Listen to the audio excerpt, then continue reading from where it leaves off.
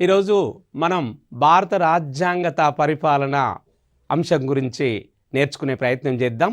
అయితే తెలంగాణ శాటిలైట్ కేంద్రం ద్వారా ఈ యొక్క భారత రాజ్యాంగత పరిపాలన అంశాన్ని అంటే కాన్స్టిట్యూషన్ అండ్ గవర్నెన్స్ అంశం మీద మనము నేర్చుకొని వివిధ గ్రూపులకు union public service commission, Telangana state public service commission competitive ఎగ్జామ్స్కి ప్రిపేర్ అవుతున్నటువంటి ఉద్యోగార్థుల ప్రయోజనం కొరకై తెలంగాణ శాటిలైట్ వాళ్ళు అందిస్తున్న ఈ పథకాన్ని మీరు ఉపయోగించుకుంటారని మీ అందరికీ నమస్కారాలు తెలియజేస్తూ ప్రారంభించుకుందాం. భారత రాజ్యాంగం దేశంలో అత్యున్నత శాసనం. ఎలా? భారత పార్లమెంట్లో చాలా శాసనాలు తయారు చేస్తారు, కానీ మరి అన్ని శాసనాల మీద గొప్పనైన శాసనం ఏదంటే భారత రాజ్యాంగం. భారత రాజ్యాంగాన్నే మనం భారత రాజ్యాంగం అని పిలుచుకుంటాం. ఇది భారత ప్రభుత్వం పనిచేయు విధానాన్ని తెలియపరుస్తుంది. దీంట్లో ఉన్నటువంటి మరి నియమ నిబంధనలు ఈ ప్రపంచంలోకెల్లా పెద్దదైనటువంటి భారత రాజ్యాంగాన్ని రచించారు. ఎలా? మరి ఈరోజు అమెరికా రాజ్యాంగం చాలా చిన్న రాజ్యాంగం, మరి ఇంగ్లాండ్ రాజ్యాంగం అలిఖిత రాజ్యాంగం, అట్లనే ఫ్రెంచ్ రాజ్యాంగం, అలానే ఆస్ట్రేలియన్ రాజ్యాంగం, ఇలా రకరకాల రాజ్యాంగాలను మన భారత రాజ్యాంగ పరిషత్ వాళ్ళు తెప్పించి మరి ఎవరు రాయాలి ఈ రాజ్యాంగాన్ని, ఆ యొక్క న్యాయపరమైన అంశాలలో నిపుణులు ఎవరు అని ఏరికోరి అమెరికాను అడిగితే మా దేశానికి ఎందుకు వస్తారండి, మీ దేశంలో డాక్టర్ బిఆర్ అంబేద్కర్ గారు ఉన్నారు, వాళ్ళు చాలా సబ్జెక్ట్ ఎక్స్పర్టు, ఆయన ద్వారా ఒక రాజ్యాంగ రచనా సంఘాన్ని ఏర్పాటు చేసుకొని ఆయన ద్వారా మీ భారతీయ పరిసరాలకు అనుగుణంగా మీ యొక్క కల్చర్, మీ యొక్క ట్రెడిషన్, మీ యొక్క యూసేజ్కి అనుగుణంగా రాజ్యాంగాన్ని రాసుకోమని అప్పుడు అమెరికా వాళ్ళు ఇచ్చిన సలహా ప్రకారము భారత రాజ్యాంగ పరిషత్ అధ్యక్షులైన డాక్టర్ బాబు రాజేంద్ర ప్రసాద్ గారు అధ్యక్షతన ఏర్పడిన రాజ్యాంగ పరిషత్తులో ఒక కమిటీ రాజ్యాంగ రచనా సంఘం, దీన్ని డ్రాఫ్టింగ్ కమిటీ అని ఇంగ్లీష్లో అంటారు. దీనికి డాక్టర్ బాబా సాహెబ్ అంబేద్కర్ గారిని అధ్యక్షతగా ఉంచి మొత్తం 7 సభ్యులతో కూడుకున్న కమిటీని నియమించి రాజ్యాంగ రచనకు ఉపయోగించారు. ఆ రాజ్యాంగాన్ని 2 సంవత్సరాల 11 నెలల 18 రోజులు రాసి 64 లక్షల రూపాయల ఖర్చుతో 251 పేజీలు ఒరిజినల్ ప్రతి. మరి ఏ భాషలో రాసిండ్రని మీ డౌటు. హిందీ దేవనాగరి లిపి, మన భారత జాతీయ భాష, ఇండియన్ నేషనల్ లాంగ్వేజ్ హిందీ భాషలో రాయడం జరిగింది. తర్వాత దాన్ని ఇంగ్లీష్ భాషలో ట్రాన్స్లేషన్ అంటే తర్జుమా చేశారు. సరే, ఇందులో ఏమున్నాయి సార్? మరి భారత రాజ్యాంగంలో ఏమున్నాయంటే మరి రాజ్యాంగంలో రాజకీయ నియమాలు, పాలనా నిర్మాణం, ప్రక్రియలు, అధికారాలు, విధులు, వివిధ ప్రభుత్వ వ్యవస్థలు, మరి ఆ చట్టాలు అది ఎలా పనిచేస్తుందో ఆ విధానాలన్నిటినీ ఇందులో పొందుపరచడం జరిగింది. అంతేగాక రాజ్యాంగంలో ప్రాథమిక విధులు, ఆదేశిక సూత్రాలు. భారత రాజ్యాంగంలో మరి ప్రాథమిక విధులు అనేవి చాలా గొప్పగా రాయడం జరిగింది. ఎందుకంటే ఈ ప్రాథమిక విధులు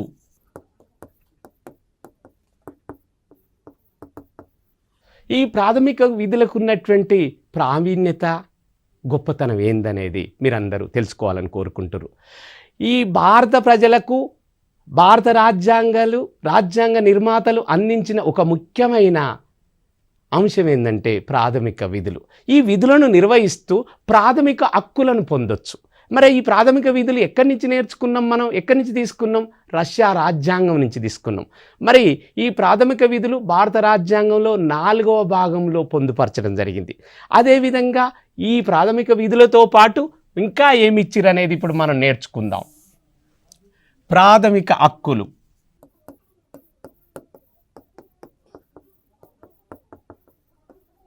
ప్రాథమిక హక్కులను ఇంగ్లీష్లో ఫండమెంటల్ రైట్స్ అంటున్నాం. ఈ ఫండమెంటల్ రైట్స్ ఎక్కడి నుంచి తీసుకున్నాం? అమెరికా రాజ్యాంగం నుంచి తీసుకోవడం జరిగింది. ఈ ప్రాథమిక హక్కులకు ఇంత ప్రసిద్ధత ఎలా వచ్చింది అంటే భారతదేశంలో ఉండబడిన ప్రజలందరికీ ప్రాథమిక హక్కులు. పక్షికి రెక్కలు ఎలాగో ప్రజలకు హక్కులు అలాగా. ఎందుకు? మరి ప్రాథమిక హక్కులను ఏదైనా ప్రభుత్వేతర సంస్థ కావచ్చు, ప్రభుత్వ సంస్థ కావచ్చు, వివిధ వ్యక్తులు కావచ్చు, ఈ హక్కులను ఉల్లంఘించినప్పుడు మనము ఈ హక్కులను పరిరక్షణ కొరకై భారత న్యాయస్థానాలకెళ్ళి రాష్ట్రాలలో రాష్ట్రాల హైకోర్టులు, మరి భారతదేశం మొత్తానికి ఏమున్నది సార్? సుప్రీంకోర్టు. భారతదేశంలో అత్యున్నతమైన న్యాయ వ్యవస్థ ఎవరంటే భారత సుప్రీంకోర్టు. ఆ సుప్రీంకోర్టుకి వెళ్ళి మరి ఆర్టికల్ 31 ప్రకారం, ఆర్టికల్ 31 భారత రాజ్యాంగంలో పొందుపరిచిన నిబంధన. ఈ నిబంధన ఏం తెలియజేస్తుంది? ఈ నిబంధనను ఆసరా చేసుకొని ఎవరైతే ప్రాథమిక హక్కుల ఉల్లంఘనకు గురి చేయబడ్డ వ్యక్తులు ఉన్నారో మరి వాళ్ళు వెళ్ళి సుప్రీంకోర్టు ద్వారా తమ ప్రాథమిక హక్కులను రక్షించుకునేటువంటి అవకాశాన్ని, వీలును భారత రాజ్యాంగ నిర్మాతలు మన భారత ప్రజలకు కల్పించారు. అలా ప్రాథమిక హక్కులు చాలా గొప్పనైన అంశం. మరి ఎక్కడ పొందుపరిచారు సార్ ఈ ప్రాథమిక హక్కులను? భారత రాజ్యాంగంలో మరి 3వ అధ్యాయంలో 12వ నిబంధన మొదలు 12వ నిబంధన నుండి మరి 35వ నిబంధన వరకు భారత రాజ్యాంగంలో 3వ అధ్యాయంలో అంటే 3వ భాగంలో 12వ నిబంధన మొదలు 35వ నిబంధన వరకు ప్రాథమిక హక్కులను పొందుపరచడం జరిగింది. మరి ఈ ప్రాథమిక హక్కులు దేని గురించి తెలియజేస్తాయి? ప్రజలకు రక్షణ, స్వేచ్ఛను గురించి తెలియజేస్తాయి. కాబట్టి పౌర విధులు, ప్రాథమిక హక్కులు, ఆదేశిక సూత్రాలు రాజ్యాంగంలో పొందుపరచడం జరిగింది. భారత రాజ్యాంగం కార్యనిర్వాహక వర్గం శాసనసభకు బాధ్యత వహించేటట్లు పార్లమెంటరీతర ప్రభుత్వ విధానాన్ని మన రాజ్యాంగ నిర్మాతలు రూపొందించారు. ఎందుకు అంటే భారత ప్రజలకు అవసరమైన శాసనాలను భారత పార్లమెంటు తయారు చేస్తుంది. ఆ శాసనాలను అమలుపరిచే శాఖ కార్యనిర్వహణ శాఖ. కార్యనిర్వహణ శాఖను ఏమంటాం మనం? మంత్రి మండలి అంటాం. మరి పార్లమెంటులో శాసనాలను తయారు చేసే శాసన నిర్మాణ శాఖను ఏమంటాం? ప్రజాప్రతినిధులు అంటాం. అంటే మెంబర్ ఆఫ్ పార్లమెంటు. రాష్ట్రాలలో అసెంబ్లీలో పనిచేసే వాళ్ళని ఏమంటాం? మెంబర్ ఆఫ్ లెజిస్లేటివ్ అసెంబ్లీ, ఎమ్మెల్యేలు. అంటే వీళ్ళు శాసన నిర్మాణ శాఖ కింద పరిగణించబడతారు. ఎవరు? ఎమ్మెల్యేలు, ఎంపీలు, ఎమ్మెల్సీలు. ఎంపీలు కేవలం పార్లమెంటులో 2 సభలలో, పార్లమెంట్ అంటే 2 సభలతోని కూడుకుంటుంది. ఎగో సభను రాజ్యసభ అంటారు, దిగో సభను లోక్సభ అంటారు. మరి రాష్ట్రాలలో విడివిడిగా రాష్ట్ర శాసనసభలు ఉంటాయి. ఆ రాష్ట్ర శాసనసభలలో అసెంబ్లీలని 2 ఉంటాయి. రాజ్యాంగ పరిషత్తు ఉంటుంది. రాజ్యాంగ పరిషత్తుకి ఎన్నికైన సభ్యులను ఎమ్మెల్సీలు, మెంబర్ ఆఫ్ లెజిస్లేటివ్ కౌన్సిల్, విధాన పరిషత్, విధాన మండలి అంటారు. ఇకపోతే ఎమ్మెల్యేలు ఉంటారు, మెంబర్ ఆఫ్ లెజిస్లేటివ్ అసెంబ్లీ. వాళ్ళు ప్రజలు ప్రత్యక్షంగా డైరెక్ట్ ఎన్నిక ద్వారా, ఎమ్మెల్సీలు పరోక్ష ఎన్నిక ద్వారా. అలానే భారత పార్లమెంట్లో లోక్సభలో సభ్యులు భారతదేశాన్ని వివిధ నియోజకవర్గాలుగా 543 నియోజకవర్గాలుగా, ఎన్ని? 543 ఇది తయారు చేసి ఒక్కొక్క నియోజకవర్గం నుంచి ఒక్కొక్క ఎంపీని లోక్సభకి ఎన్నుకుంటారు. రాజ్యాంగ సభ, పెద్ద సభ అయినటువంటి మరి ఏదైతే రాజ్యసభలో వాళ్ళు ఎంపీలు ఇండైరెక్ట్గా పరోక్ష ఎన్నిక ద్వారా కొంతమందిని ఎమ్మెల్యేలు ఎన్నుకోవడం, కొంతమందిని ఇంకా వివిధ రూపాలలో ఎన్నుకోవడం జరుగుతుంది. ఈ విధంగా కార్యనిర్వాహక వర్గం ఏర్పడుతుంది. శాసనసభకు ఈ కార్యనిర్వాహక వర్గం అంటే మంత్రిమండలి బాధ్యత వహించే విధంగా జవాబుదారీతనాన్ని, అంటే మనం బ్రిటిష్ వాళ్ళతోని పరిపాలించబడ్డం కాబట్టి ఆ బ్రిటిషు పరిపాలనకు అలవాటు పడ్డం కాబట్టి అప్పుడే చర్చ జరిగింది. ఏ రాజ్యాంగాన్ని తీసుకుందాం? పార్లమెంటరీ వ్యవస్థను తీసుకుందామా లేదా అధ్యక్షతర ప్రభుత్వ విధానాన్ని తీసుకుందామా అనే అంశంలో చాలా రాజ్యాంగ పరిషత్తులో, రాజ్యాంగ రచన సంఘంలో సంపూర్ణ చర్చ జరిగింది. ఆ చర్చలో డాక్టర్ బిఆర్ అంబేద్కర్ గారు అన్నారు, మనం దాదాపు బ్రిటిష్ పరిపాలన కింద 250 సంవత్సరాలు పరిపాలించబడ్డం కాబట్టి ఆ పార్లమెంటరీ ఫార్మ్ ఆఫ్ గవర్నమెంట్ అంటే పార్లమెంటరీ విధానంతో కూడుకున్న పాలన వ్యవస్థకు మన భారతదేశ ప్రజలు అలవాటు పడ్డారు కాబట్టి దాన్నే మనం తీసుకుంటే బాగుంటుందనే ఆలోచనకు వచ్చి మరి భారతదేశాన్ని పార్లమెంటరీ తర ప్రభుత్వ విధానాన్ని ప్రవేశపెట్టారు. ఈ పార్లమెంటరీ తర ప్రభుత్వ విధానాన్ని బాధ్యతాయుత ప్రభుత్వ విధానమని, జవాబుదారీతనాన్ని వహించే మరి మంత్రిమండలి పార్లమెంటుకు వహిస్తుందని కూడా చెప్పడం జరిగింది. భారత రాజ్యాంగం యొక్క ముఖ్య లక్షణాలు. భారత రాజ్యాంగం యొక్క ముఖ్య లక్షణాలు మనం ఎలా చెప్పుకుందామంటే, మరి ఎలా ఉన్నాయి, ఎన్ని లక్షణాలతోని ఈ భారత రాజ్యాంగం కూడుకొని ఉన్నది మనం ఇప్పుడు 14-15 లక్షణాలతోని ఈ భారత రాజ్యాంగం కూడుకొని ఉన్నది. ప్రపంచంలో అతిపెద్దనైన భారత రాజ్యాంగాన్ని భారత రాజ్యాంగ నిర్మాతలు నిర్మించారు. దాని గురించి మనం ఇప్పుడు నేర్చుకునే ప్రయత్నం చేద్దాం. ఒకటి లిఖిత రాజ్యాంగం. హిందీలో లిఖ్నా అంటే రాయుట. అంటే ఇక్కడ అర్థమైంది భారతదేశ రాజ్యాంగం రచించబడినది. భారత ప్రభుత్వాలు ఎలాంటి ఏ నియమ నిబంధనలు ఏ సూత్రాలతోని పరిపాలన అటు కేంద్ర ప్రభుత్వం కానీ ఇటు రాష్ట్ర ప్రభుత్వాలు కానీ చెయ్యాలో ఈ రాజ్యాంగంలో పొందుపరిచారు. అది రాతపూర్వకంగా ఉన్నది. సార్ మరి రాతపూర్వకంగా లిఖిత రాజ్యాంగం అంటారు, ప్రపంచంలో రాతపూర్వక లేని రాజ్యాంగాలు కూడా ఉంటాయా అనే ఆ డౌటు మీలో ఉద్యోగార్థులకు రావాల్సిన అవసరం ఈ సందర్భంగా ఉందండి. ఎస్, మీ డౌటు వాస్తవమే.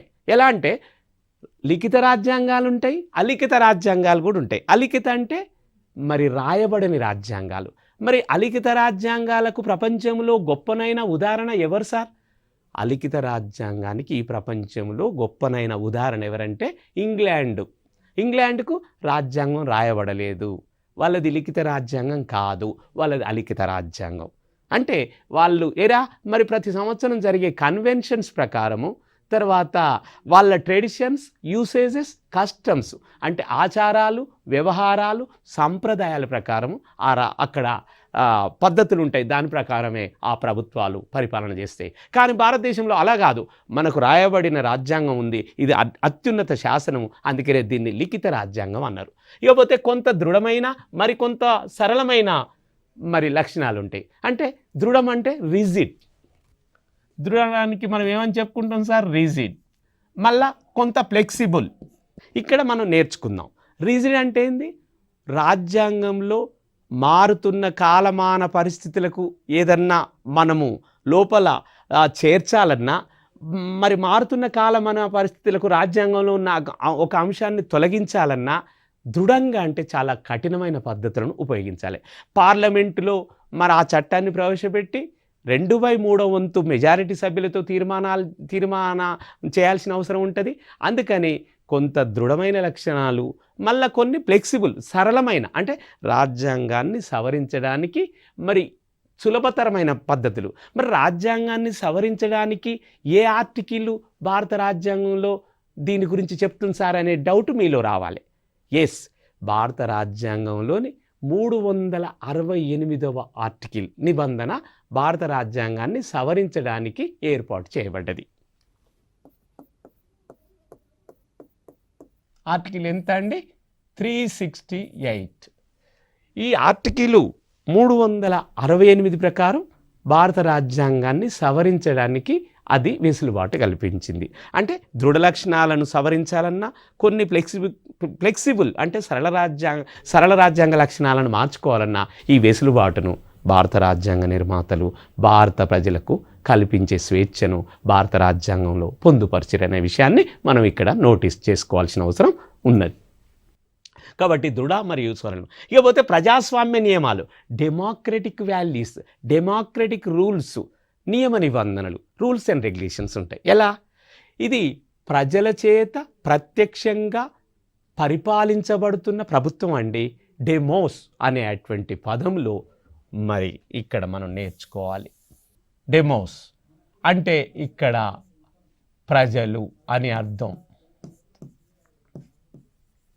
క్రసీ, డెమోక్రసీ అనే ఇంగ్లీష్ పదం, డెమోక్రసీ అనే గ్రీకు పదాల నుంచి. డెమోస్ అంటే ప్రజలు, క్రసీ అంటే శక్తి, శక్తి అంటే అధికారం, పవర్.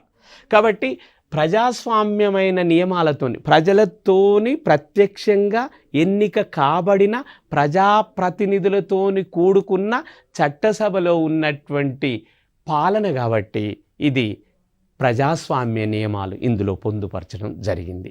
అదేవిధంగా ప్రాథమిక హక్కులు, ఆదేశిక నియమాలు ఇంతకుముందే చెప్పుకున్నాం. మనం ప్రాథమిక హక్కులను కోర్టు ద్వారా మనం వెళ్ళి పరిరక్షించుకోవచ్చు.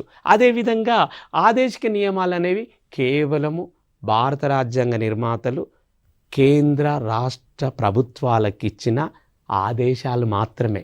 వీటిని ఎవరన్నా ఈ ఆదేశిక నియమాలను రాష్ట్ర ప్రభుత్వాలు కానీ కేంద్ర ప్రభుత్వం కానీ ఉల్లంఘించినచో మనము వాటిని కోర్టుల ద్వారా రక్షణ పొందే అవకాశం భారత రాజ్యాంగంలో భారత రాజ్యాంగ నిర్మాతలు పొందుపరచలేదు. ఈ విషయాన్ని గుర్తుపెట్టుకోండి మీరు.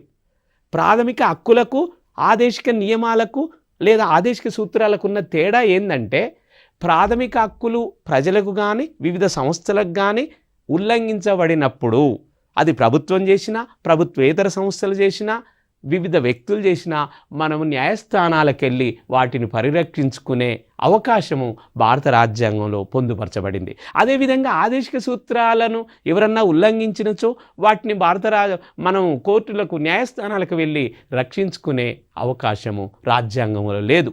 ఇది చాలా గుర్తుంచుకోవాల్సిన అవసరం ఏంటంటే, భారత రాజ్యాంగంలో పొందుపరచబడిన ప్రాథమిక హక్కులకు ఆదేశిక నియమాలకు ఉన్నటువంటి తేడా, వాటి మధ్యన ఉన్నటువంటి అంతరం. ఇకపోతే ప్రాథమిక విధులు ఎక్కడి నుంచి తీసుకోవడం జరిగిందనేది ఇక్కడ చెప్పుకుంటే, ప్రాథమిక విధులను ఐర్లాండ్ రాజ్యాంగం నుంచి తీసుకోవడం జరిగింది. మరి ఆదేశిక నియమాలను ఎక్కడి నుంచి తీసుకోవడం జరిగింది? ఆదేశిక నియమాలను మరి మనము ఎక్కడి నుంచి తీసుకోవడం జరిగిందంటే, ఈరోజు ఆదేశిక నియమాలను ఐర్లాండ్ రాజ్యాంగం నుంచి, ప్రాథమిక విధులను మటుకు రష్యా రాజ్యాంగం నుంచి తీసుకోవడం జరిగింది. మరి ఇక్కడ రష్యా రాజ్యాంగం, తర్వాత ఐర్లాండ్ రాజ్యాంగం, ప్రాథమిక హక్కులను అమెరికా రాజ్యాంగం నుంచి తీసుకోవడం జరిగింది. ఈ చాలా ఇంపార్టెంట్గా మీరు గుర్తుపెట్టుకోవాల్సిన అవసరము ఉన్నది. ప్రాథమిక హక్కుల విషయానికి వస్తేనేమో ఇది అమెరికా, యుఎస్ఏ. మరి ఆదేశిక నియమాలకు వచ్చినప్పుడు ఐర్లాండ్. ఇది మరి ప్రాథమిక విధులకు వచ్చినప్పుడు యుఎస్ఎస్ఆర్. యుఎస్ఎస్ఆర్ అంటే union of Soviet socialist republic. ఇప్పుడు రష్యా అని పిలుచుకుంటున్నాం. 1991లో యుఎస్ఎస్ఆర్ విడిపోయింది. ఇకపోతే లౌకిక రాజ్యం, సెక్యులర్ అంటే భారతదేశంలో అనేక మతాలుంటాయి, అనేక కులాలుంటాయి, అనేక తెగలుంటాయి, అనేక జాతులుంటాయి, అనేక సబ్ తెగలు, ఉపకులాలు కూడా ఉంటాయి. అంటే ఏ మతానికి ప్రాధాన్యత ఇవ్వదు, ఏ మతం ప్రకారం ఇక్కడ రాజ్యాంగం నిర్వహించబడదు.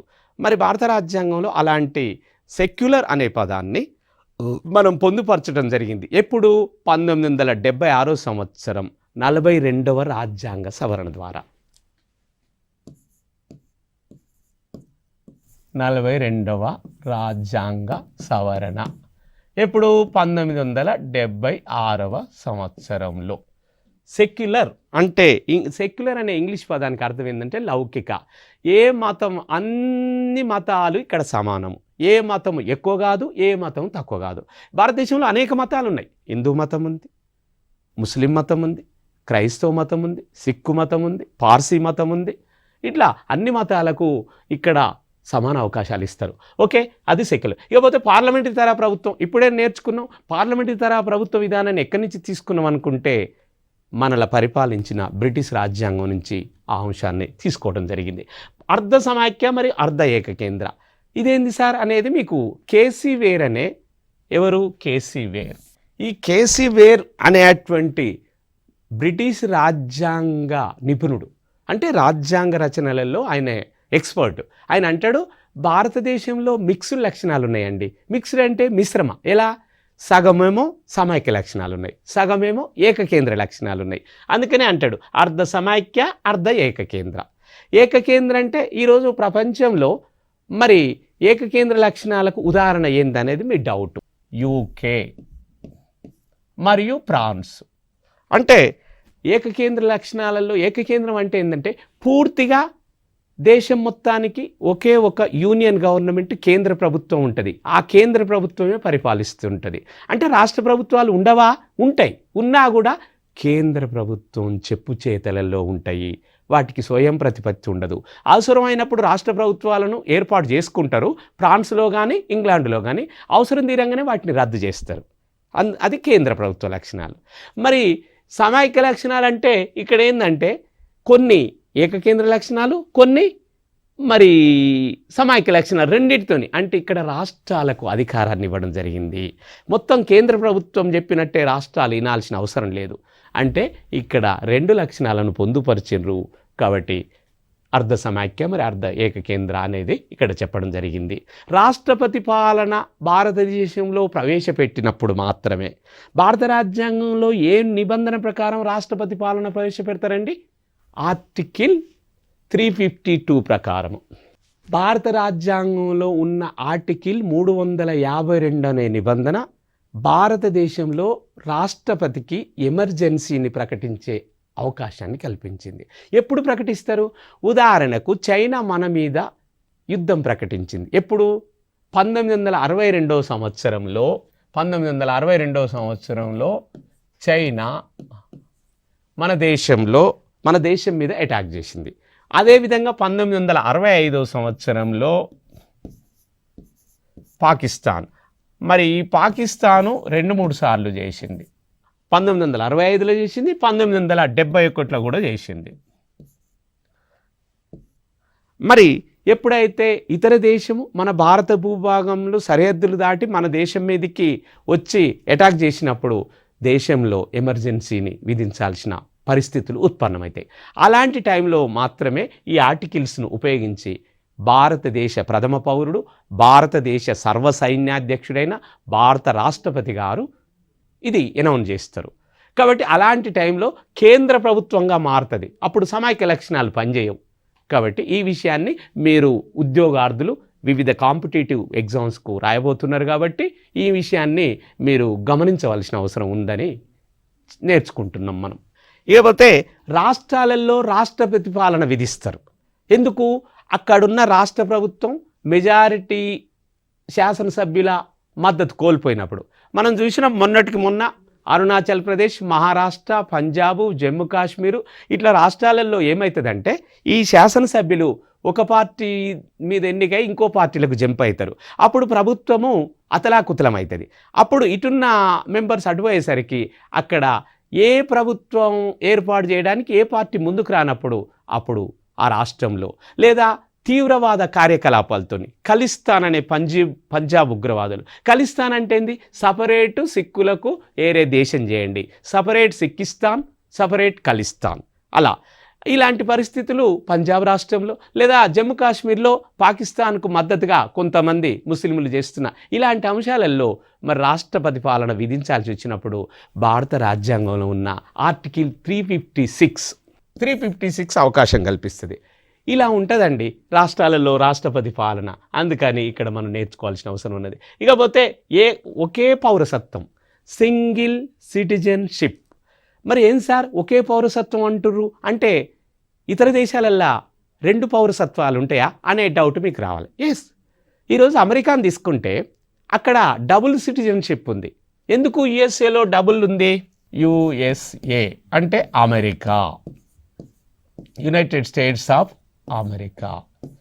మరి ఇక్కడ డబుల్ సిటిజన్షిప్ ఎందుకు ఉందంటే ముందు అక్కడ 50 రాష్ట్రాలు ఉన్నాయి. 50 రాష్ట్రాలలో ఈరోజు ఒక రాష్ట్రంలో పుట్టిన పౌరుడు, జన్మించిన పౌరుడు ఆ రాష్ట్రం యొక్క పౌరసత్వాన్ని తీసుకోవాలి. తర్వాతనే నేషనల్ మెంబర్ సిటిజన్షిప్ ఇస్తారు. మరి భారతదేశంలో అలా కాదు. ఎలా? భారతదేశంలో ఉన్న 29 రాష్ట్రాలలో, కేంద్రపాలిత ప్రాంతాలలో మీరు ఏ ప్రాంతంలో జన్మించినా డైరెక్ట్ మీరు భారతీయ పౌరుడే, ఇండియన్ సిటిజన్గానే ఉంటారు. అందుకనే ఇక్కడ సింగిల్ సిటిజన్షిప్, ఏక పౌరసత్వం ఉంటుంది. ఇకపోతే స్వతంత్ర పాలనా న్యాయశాఖ, స్వతంత్ర ప్రతిపత్తితోని కూడిన న్యాయ వ్యవస్థను భారత రాజ్యాంగ నిర్మాతలు ఏర్పాటు చేశారు. ఇండిపెండెంట్ జ్యుడిషియరీ అంటారు దీన్ని ఇంగ్లీష్లో. ఇండిపెండెంట్ అంటే, డిపెండెంట్ అంటే ఏంటండి? ఇతరుల మీద ఆధారపడటం. ఇండిపెండెంట్ అంటే ఎవరి మీద ఆధారపడకుండా ఉండడము. కాబట్టి ఇండిపెండెంట్ అంటే స్వతంత్రత. అంటే న్యాయ వ్యవస్థ మరి ఎవరి మీద ఆధారపడుతుంది సార్ అనే డౌట్ మీలో రావాలి. కార్యనిర్వహణ శాఖ మీదనైనా అటు శాసన నిర్మాణ శాఖ మీదనైనా ఆధారపడకుండా పరిపాలన నిర్వహిస్తే ప్రజల హక్కులను కాపాడడానికి, ప్రజల స్వేచ్ఛను కాపాడటానికి, ప్రజల కొరకే న్యాయశాఖ పనిచేస్తుంది. ఒకవేళ పార్లమెంటులో తీసుకునే చట్టాలు లేదా అమలు చేస్తున్న కార్యనిర్వాహక శాఖ యొక్క తీరుతెన్నులు ఏమన్నా ఇబ్బంది ఉంటే వాటిని కొట్టివేసే అధికారం కూడా న్యాయశాఖకు ఉంది. అందుకనే దీన్ని జ్యుడిషియల్ రివ్యూ అంటారు. ఏమంటారు? Judicial review. తెలుగులో ఏమంటారు? న్యాయ సమీక్ష అంటారు. న్యాయ సమీక్ష. ఇక్కడ న్యాయ సమీక్ష అంటే మీకు పూర్తిగా అర్థమవుతుందా అండి? అంటే భారత పార్లమెంటులో తీసుకున్న శాసనాలు, మళ్ళీ ఆ శాసనాలను అమలుపరుస్తున్న కార్యనిర్వాహక శాఖ యొక్క తీరుతెన్నులు రాజ్యాంగాన్ని ఉల్లంఘించే విధంగా ఉన్నట్లయితే వాటిని కొట్టివేసే అధికారము, అవి చెల్లనేరవు అని తీర్పు చెప్పే అధికారము మన భారత న్యాయ వ్యవస్థలో అత్యున్నత న్యాయస్థానమైన భారత సుప్రీంకోర్టు కలిగి ఉండడమే న్యాయ సమీక్షాధికారం. అంటే న్యాయాన్ని రివ్యూ చేయడం, సమీక్షించడం, అది చాలా గొప్పనైనా అక్కండి ప్రజలకు. కాబట్టి అది దాని గురించి మనం చెప్పుకోవాల్సి వచ్చింది. అలానే హైకోర్టుకు రాష్ట్రాలలో, తర్వాత సుప్రీంకోర్టుకు ఉంటాయి. ఇకపోతే స్వతంత్రమైన రాజ్యాంగ వ్యవస్థలు కూడా చాలా స్వతంత్రంగా ఇండిపెండెంట్గా పనిచేస్తున్న విషయాన్ని మనం ఇక్కడ తెలుసుకోవాల్సిన అవసరం ఉన్నది. మరి లిఖిత రాజ్యాంగంలో భారత రాజ్యాంగం పెద్దది ప్రపంచంలో. కాబట్టి మరి లౌకిక రాజ్యాంగం, పార్లమెంటరీ ప్రభుత్వం, అర్ధ సమాఖ్య, అర్ధ ఏకకేంద్ర, ఒకే పౌరసత్వం, స్వతంత్ర పాలనా న్యాయశాఖ, స్వతంత్రమైన రాజ్యాంగ వ్యవస్థలతోని కూడుకొని ఉన్నటువంటి ఈ యొక్క భారత రాజ్యాంగత పరిపాలన గవర్నెన్స్. ఈ గవర్నెన్స్ అంటే పరిపాలన కిందనే మనము ట్రీట్ చేయాల్సి ఉంటుంది. ఇప్పుడు నూతన పదజాలం వచ్చినటువంటి ఆంగ్ల భాష నుంచి వచ్చిన పరిపాలన అనే అడ్మినిస్ట్రేషన్ను మరి గవర్నెన్స్ అంటారు. దాని ప్రకారమే ఈ లెసన్స్ను మనం నేర్చుకుంటున్నాం. ఎవరైతే మరి ఈరోజు యూనియన్ పబ్లిక్ సర్వీస్ కమిషన్ అంటే అఖిల భారత సర్వీసులు, అదేవిధంగా మరి తెలంగాణ రాష్ట్రంలో జరుగుతున్న Telangana state public service commission exams, అదేవిధంగా BSRB banking service recruitment board, RRB railway recruitment board, staff selection commission, వివిధ రకాలైనటువంటి కాంపిటేటివ్ ఎగ్జామ్స్కు ప్రిపేర్ అవుతున్న ఉద్యోగార్థుల ప్రయోజనం కొరకే తెలంగాణ శాటిలైట్ కేంద్రం ద్వారా టీశాట్ ఈ యొక్క ప్రోగ్రామును మీకు అందిస్తున్నందుకు వాళ్లకు మరొకసారి మనం కృతజ్ఞతలు తెలియజేసుకుంటూ నెక్స్ట్ కలిసే అవకాశం ప్రయత్నం చేద్దాం.